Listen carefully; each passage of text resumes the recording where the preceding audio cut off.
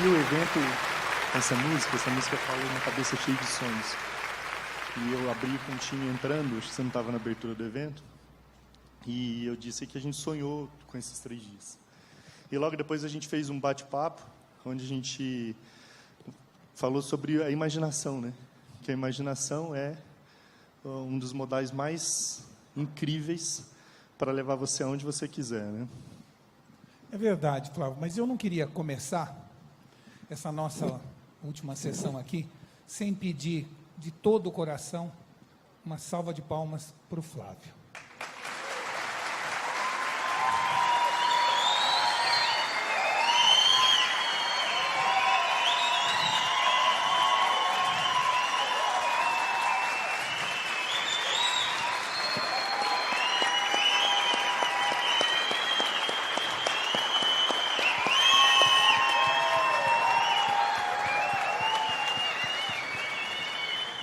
Como eu falei para vocês na abertura desse evento, acho que não conheço nenhum evento feito com tanta alma, com tanto coração.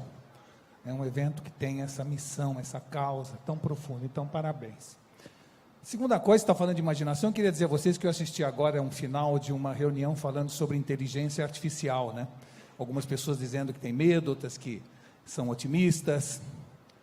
Eu queria dar a minha visão desse assunto para vocês, que tem tudo a ver com imaginação. Na verdade, a inteligência artificial vai crescer muito, vai evoluir muito, eles vão pensar cada vez melhor, eles vão pensar cada vez mais, mas eles não sonham.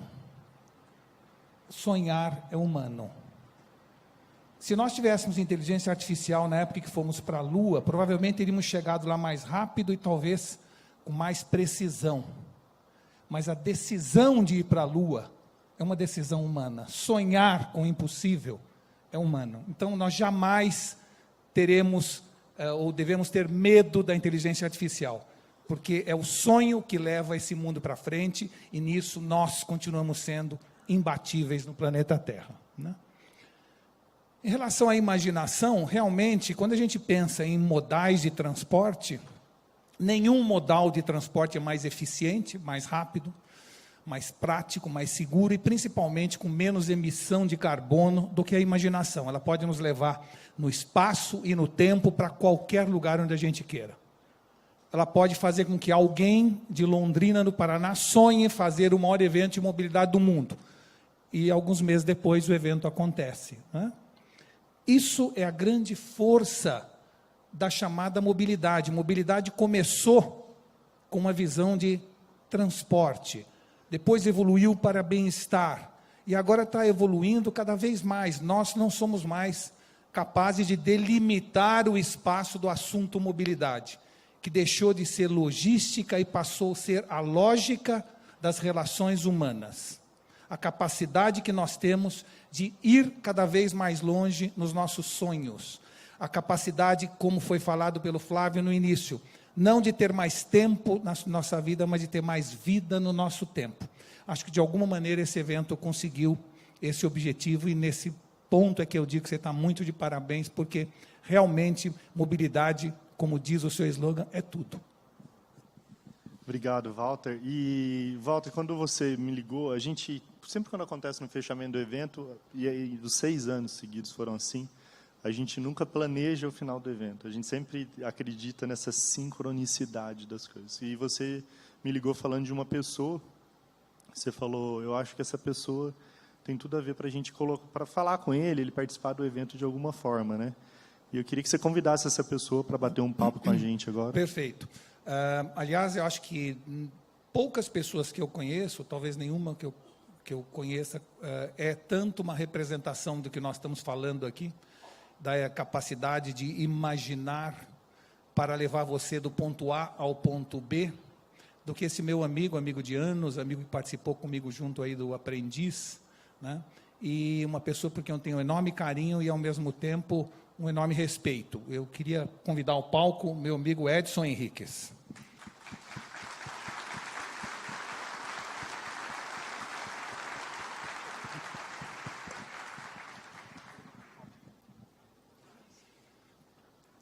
Edson é professor de escola de administração, um homem ligado na área de gestão, né?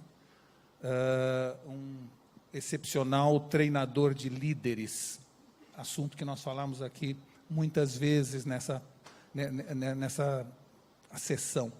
E eu acho que, vamos dizer assim, a história dele, o que aconteceu com ele no passado recente, tem muito a ver com esse assunto que nós estamos falando aqui agora. Por isso, o testemunho dele, como a gente faz normalmente em igreja, né, sobre o que aconteceu com ele, a história dele, e a gente pode, então, rapidamente, em poucos minutos, contar essa história, que eu acho que é uma história muito bacana.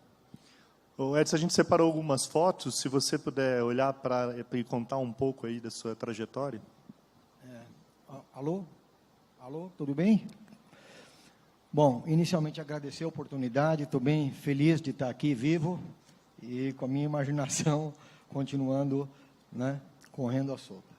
A foto é o seguinte, meu pai, né, ali de galanzão, né, de óculos escuros ali dentro da cabine de um avião, meu pai foi comandante e ele pilotou esse avião debaixo da Real Aerovias, uma companhia que foi comprada depois pela Varig. Esse avião é o Constellation, quem conhece de aviação sabe que esse é um avião lendário. Acima está ele pilotando o T-6, que é um outro avião também muito icônico, né? Um avião de acrobacia, etc. E ali embaixo estou eu, pequenininho, aos 6 anos de idade, olhando para o meu pai, que tirou a foto de mim. Então, essa é a minha primeira inspiração, é a aviação, é o meu pai. E eu registro aqui um momento marcante na minha vida, que meu pai, ele faleceu de acidente aéreo. Né? E foi seu pai que despertou que você tem uma paixão por aviação, né? E foi seu pai que despertou essa paixão. Sim, eu tenho a paixão da aviação por esses dois motivos. Primeiro, porque eu gosto da máquina, do voo e de alguns atributos que o aviador tem. E pelo fato de relembrar o meu pai, que é marcante, e deixou a mensagem aí morreu trabalhando, né? Morreu fazendo o seu ofício. Essa é uma lembrança que nós falamos aqui muito de cultura, não é? A gente fala que a empresa tem uma cultura e que a gente absorve a cultura dessa empresa. Na verdade, famílias também têm cultura. E a paixão do Edson por aviação tem uma lógica. A mãe dele foi Miss VASP 64. Miss VASP 64. Ou seja, a família respirava esse modal de transporte praticamente 24 horas do dia, tá certo? Ele cresceu dentro desse meio, era fascinado por aviação, né? Jovem ainda lá, já olhando a Embraer que nós chamamos aqui hoje de manhã, né, Fábio? Aí é uma foto também emblemática, porque o meu sonho foi ser aviador, e eu tirei o brevet, comecei a voar com 17 anos, e aqui começa um pouco dos atributos da minha imaginação, que é o seguinte: você, quando experimenta o voo solo, logo jovenzinho, você é protagonista, você é dono de onde você quer ir, do seu destino. Então, voando com um aviãozinho pequeno, em alguma liberdade, ai, que lago bonito. Eu vou e sobrevoo o lago. Ah, está voando com um amigo do lado, vamos brincar de pega-pega, vira eu vira, etc. A gente fazia essa travessura, não pode, né? Mas no aeroclube, a gente experimenta essa liberdade, esse protagonismo. Você, com o manche na mão, você tem o comando e você vai para onde a sua cabeça te leva, para onde você achar prazeroso, aonde você quer estar, você executa o comando e o avião obedece. Mas foi dentro dessa, vamos dizer assim, paixão pela aviação, inclusive sendo muito próximo da Esquadrilha da Fumaça, do chamada aviação heróica, né, que ele cresceu, viveu, mas não pôde continuar a aviação porque teve um problema de válvula mitral? Na minha época, o prolapso de mitral, que é uma coisa normal no coração das pessoas, ele foi diagnosticado, ele me impedia de exercer a aviação profissionalmente. O tempo era tão rudimentar que mal sabia as pessoas que o prolapso é normal, e até os 25 anos o coração cresce, esse prolapso fecha, você não tem problema nenhum na vida. Acontece que teve uma teoria lá atrás, no exame médico no Canadá, de que um indivíduo infartou em voo e tinha prolapso de mitral, então baixaram uma lei que não tirou a licença de muito piloto na época. Isso mudou a minha trajetória, não segui mais aviação. Ou seja, de certa maneira, uma exigência fez com que você, de alguma maneira, tivesse que ter esse sonho, vamos chamar assim, interrompido, né? Mudei meu rumo, mudei a proa do avião. Isso. E aí ele decidiu seguir uma carreira executiva, se formou nos Estados Unidos, foi, e até hoje, um professor, vamos dizer assim, de grandes escolas como a Business de São Paulo, a Escola de Business, e chegou, dentro dessa visão acadêmica e até profissional, chegou, junto comigo, inclusive, a fazer parte do Aprendiz, onde era um dos conselheiros que dizia exatamente quem deve ser demitido ou não dentro do Aprendiz, tá certo? Então, uma Ele carreira... era conselheiro bom ou ruim, ou mal? Eu não lembro. O bom era você, ele era o mal? Não, eu era o mal, ele era o bom. Ah, você era o mal. A gente revezava, vai. Na verdade, o que é importante de toda essa história é o seguinte: primeiro, você ter a capacidade de sonhar, e quando algo te impede de sonhar, você cria um novo sonho e voa para uma outra direção, e, portanto, essa carreira profissional, ele tem uma enorme paixão também pelo que faz hoje, ou seja, não é uma pessoa recalcada, chateada por não ter tido a condição de levar esse sonho, mas a verdade é que esse modal de transporte, avião, mesmo nas nossas conversas durante o Aprendiz, era o assunto. Ele era apaixonado por isso. Vamos dizer assim, a tela de descanso dele no computador são aviões, não é? Essa era a sua paixão, né? E, de repente, 31 de dezembro... Último dia do ano. Réveillon, ele 3 horas da tarde. Ele abre um exame de rotina e um diagnóstico de um câncer no fígado, me dando 2 meses de vida no prognóstico. Vocês podem imaginar o que é, né, com uma idade ainda jovem, etc., ter essa sensação de ser diagnosticado com câncer com 2 meses de vida, ou seja, de repente você entra como se estivesse caindo num redemoinho, num buraco negro, que foi essa sensação que o Edson teve, e que, claro, pode imaginar qual é o choque que uma pessoa tem, né, quando não apenas o seu sonho é interrompido, mas como a sua vida é interrompida, não é? É um momento muito difícil, né, e eu acredito que eu cheguei nesse momento preparado para enfrentá-lo. Eu tinha conhecimento, experiência, eu tinha aprendido modelos mentais, eu tinha aprendido estudos, né? Principalmente aquele estudo da curva da mudança, negação, culpa os outros, culpa a si, depressão, experimenta, etc. A curva da mudança, eu já tinha experimentado tudo isso no change management, na liderança, no comportamental, e aprendi também o modelo de Chris Argyris, da escala da inferência, onde crenças define a seleção de informações que você coleta para tomar ação na sua vida. Então, nesse momento, quando aconteceu isso, qual é a crença tradicional sobre o câncer? Ele mata. Automaticamente, na minha mente, eu tinha o seguinte: mata o vizinho, eu não. Então, começa aí a minha imaginação, a minha força da mente, a criatividade, dizendo, essa crença, ela não me pertence, eu crio, na minha imaginação, ela vai se transformar em existência, e eu não aceito, essa doença não existe para mim, eu sei que eu tenho um problema, eu quero saber o que o médico vai fazer, não é um problema meu. Mas qual era seu medo? Você tinha medo? Nunca tive medo de morrer. Eu senti pânico, porque eu tenho que resolver um problema urgente, porque eu tenho um relógio, que aí vem o tempo. Quando ele me dá um espaço temporal de 2 meses, eu falo, uau, cadê minha tropa de choque? E eu liguei para o médico, depois de ler o resultado, primeiro eu comuniquei minha família, e fiz um workshop para minha família. Pôs um PowerPoint na tela? Falei, está aqui, escuta, eu não vou morrer, vocês estão entendendo? O pessoal falava, feliz ano novo, eu falava, até quando? Para brincar, porque eu não vou morrer. Exatamente assim que eu operei. E ele usou muito da sua cabeça, e já conversamos muito sobre isso, de alguma maneira dizendo o seguinte: eu tenho que imaginar meu futuro, porque é lá que eu vou estar. E dentro desta visão, em apenas 20 dias, um verdadeiro milagre, ele conseguiu aí o plano, né, que eu perguntei para o médico, o plano, falei, qual é o plano, doutor? Nós vamos ter que te fazer quimioterapia, colocar na fila do transplante. E sabe lá Deus quanto tempo. E aí eu fui internado dia 7 de janeiro, Dia 11 eu saí do hospital, inscrito na fila do transplante. A Secretaria da Saúde, 20 dias depois, apareceu um doador compatível. E eu fui transplantado. E o que ele talvez não conte com detalhes, mas é importante dizer o seguinte: você toma, para evitar rejeição, um monte de remédios anti-rejeição que causam uma dor absolutamente insuportável. Morfina direto para que você consiga resistir. E a morfina fazia com ele algo ainda mais. As imaginações ficavam cada vez mais criativas. Ele imaginava cada vez mais dentro desse sonho de que quer viver. E é uma luta do corpo contra um outro corpo que entrou, e realmente uma luta que normalmente lembra muito cultura organizacional quando uma empresa compra outra, né? É uma rejeição imediata, né, do corpo.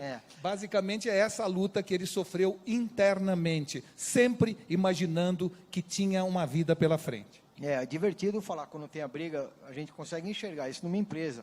Agora, a dor que você sente interna é uma dor muito forte, é uma dor mental, tem uma dor de cabeça. E, no meu caso, foram 72 horas ininterruptas acordado, tendo dor, recebendo remédio para anti-rejeição e querendo ficar vivo. E aí busca na aviação, busca em tudo. Vai voar. E vou sair daqui. Mas eu estou imerso aqui, mas eu vou sair daqui, eu tenho que sair daqui. Eu falava para o doutor, é uma dor imensa, eu não aguento mais, eu vou ficar maluco. Ele falou assim, deixa eu te explicar o que está acontecendo, você está ganhando, continua. Eu falei, tá bom, então vamos embora. Ou seja, muitas vezes, quando parece quase impossível, essa, na verdade, é uma luta que vai te levar para um momento melhor. Você até criou um acrônimo sobre esse assunto. Criei. Morfina é muito bom, pessoal. Na jugular, ela ficava eletrônica, eu apertava, quando tiver dor, pode apertar, vem aquele mar tranquilizante, ai, que bom. Eu sonhava amarelo, marca-texto, vermelho, marca-texto, sabe, psicodélico, aquilo tudo se misturando, aviação, liderança, modelo mental, quero ficar vivo, aprendi isso, e etc.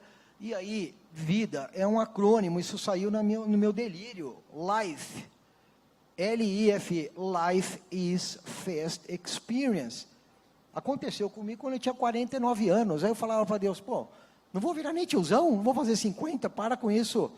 Né? Então é muito rápido, eu falei, não vi a vida passar, não vi, só trabalhei, só fiz, foi tudo emocionante na minha vida, fui um bem-sucedido, mais de 100 empresas, tudo que eu quis na minha vida eu consegui, trabalhei com diversos autores, né? Conheci líderes sensacionais, alunos maravilhosos, escolas maravilhosas, falei assim, não vi passar. Então, a vida é uma experiência muito rápida, não desperdice um minuto. Quando eu vejo aqui a mobilidade, etc., e o problema é que eu vivo nesse caos de São Paulo, né? Só para atravessar a ponte do Morumbi para cá, dependendo do tempo que eu sei, 1h30. Olha, 1h30 jogada no lixo. Essa sensação de tempo é realmente algo que tem muito a ver com o que nós estamos falando. A verdade é que, 1 ano e meio depois, ele estava carregando a tocha olímpica. Para ele, essa tocha tem um significado muito mais importante do que as Olimpíadas, né? Era a capacidade de, depois de adorar o modal de transporte avião, entender a importância do modal de transporte imaginação, que trouxe ele de volta para a vida. Claro que além de um rabo enorme de achar um fígado compatível, mas esse é um outro detalhe. E aí, Walter, fazendo um link aí com o modal e etc., né? Realmente a imaginação é um foguete. É um foguete. Você viaja na velocidade, né, da luz. E o combustível desse foguete, né, claro que é a sua fé, é você desafiar a crença. A crença limitante. A crença limitante você elimina e abastece com o sonho, que aí eu inventei outra também, né? Sonho com prazo é meta. Você sonha, bota um prazo e você meta. Então, a vontade de chegar lá, fica uma coisa tão enorme, que você sai da situação atual. E trabalha para existir. Quando você trabalha para existir, você não olha para trás. Não olha para trás e vai em busca, e vai acontecer. É isso mesmo. acho que esse é o assunto, talvez, importante, ou lição que a gente toma disso, né, Flávio? É a capacidade que a gente tem de, ao ver que pode perder a vida, e ver que alguém doou algo para ele, hoje ele doa a sua própria vida a uma enorme quantidade de entidades, de instituições, porque entende que dar e receber é talvez o maior segredo de nós humanos vivermos cada vez melhor, né? E dentro dessa visão ele tem participado aí de uma enorme quantidade de entidades, inclusive dentro desse conceito não de doar o coração, mas de se doar de coração, que eu acho que é talvez a maior resposta que ele pode dar de agradecimento ao que aconteceu na história da vida dele. O que fica da história para registrar não é valentia, não, pessoal. Não é vai lá em frente, eu sou o vencedor, não é isso. O que fica da história é que todos nós aqui somos e podemos proporcionar vida a mais pessoas. Vou dar um exemplo no envolvimento que eu tenho com o Instituto Renascimento da Kelly Nascimento, que faz um trabalho bonito na divulgação para as famílias, que são as famílias que doam os órgãos. Sou membro do Conselho Consultivo dos Pacientes do Hospital Albert Einstein, que trabalha numa frente enorme de humanização, e essa foto é da Unifor, onde eu participo da campanha em setembro do Oi de Coração, e o que eu quero dizer é o seguinte: cada pessoa que está aqui tem a possibilidade de salvar 7 vidas. Coração, rins, pulmão, fígado, medula óssea, pele e córneas. Você tem a possibilidade de proporcionar 7 vidas. Então, você multiplique isso, né? Claro. De 1, você vai deixar 1 e promover 7. É uma coisa muito bonita e você está transferindo algo que, se você pensar profundamente, ele foi emprestado para você, ou seja, pessoal. Transplante também é mobilidade. Exatamente. Gente, olha, eu queria primeiro agradecer muito a sua obrigado. presença aqui, Edson, agradecer de coração e dizer para você o seguinte: eu acho que, no fundo, o seu testemunho deixa claro que se até os 48 anos você tinha o avião como modal de transporte preferido, agora o seu novo modal de transporte preferido é a imaginação, e a imaginação vai te levar ainda muito longe, tá bom? Muito obrigado pela sua presença, viu? Eu é que agradeço. Muito obrigado. Deixa a frase aqui que o Walter vai concluir, por favor. Eu queria só para encerrar, dizer para vocês o seguinte: tem tudo a ver com o que nós estávamos falando. Há 2 tipos de pessoas no mundo, né? Os realistas e os sonhadores. A verdade é que os realistas sabem onde estão indo e os sonhadores já estiveram lá. Ou seja, de alguma maneira, a mobilidade tem a ver muito com a imaginação. Nós começamos falando de imaginação, estamos terminando de falar de imaginação. É a imaginação que desenvolveu tudo que vocês viram nesse andar de cima, os novos veículos elétricos, os novos modais de transporte. A imaginação gera mobilidade, e isso é muito importante que a gente lembre na nossa vida e no nosso cotidiano. Muito obrigado, viu? Obrigado, uma salva de palmas, Walter Longo.